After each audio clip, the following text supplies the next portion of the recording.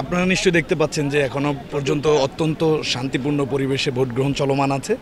আইন শৃঙ্খলা পরিস্থিতিও ভালো এবং রাকসুর এই নির্বাচন উপলক্ষে একটু আগে আপনি বলছিলেন 12 প্লাটুনের কথা। বেসিক্যালি আমরা আমাদের ফোর্স আরও বৃদ্ধি করেছি।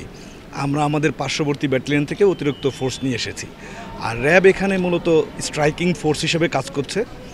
রিজার্ভ ফোর্স আমরা রেখেছি, গেটগুলোতেও আমাদের দেখতে পাবেন। আমরা অন্যান্য আইনশৃঙ্খলা বাহিনীর সাথে সমন্বয় করে কাজ করছি, যেমন আপনার পুলিশ এখানে দেখতে পেয়েছেন, বিজিবি এবং পুলিশের আরও অন্যান্য বাহিনী যারা এপিবিএন তারাও আছে। আমরা সবাই কোঅর্ডিনেটেড ওইতেই কাজ করছি।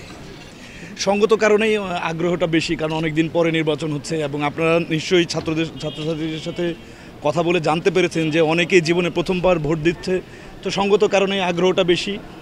আর বাইরে উৎসুক মানুষ হয়তো দেখা যাচ্ছে, কিন্তু এখানে আরএমপি কমিশনের পক্ষ থেকে কিন্তু জমায়েতের প্রতি, জনসমাগমের প্রতি নিষেধাজ্ঞা জারি করা হয়েছে। জমায়েত করা হলে তাদেরকে সরিয়ে দেওয়া হচ্ছে।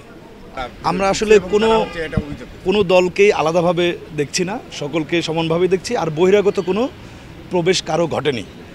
গেটে কেবলমাত্র আইডি কার্ড চেক করার মাধ্যমেই প্রবেশ করতে দেওয়া হয়েছে। ভার্সিটির যারা টিচার, স্টাফ এবং যারা স্টুডেন্ট, কেবলমাত্র তারাই ভিতরে প্রবেশ করতে পেরেছে। আর কোনো ব্যক্তি ভিতরে বহিরাগত কেউ প্রবেশ করতে পারেনি।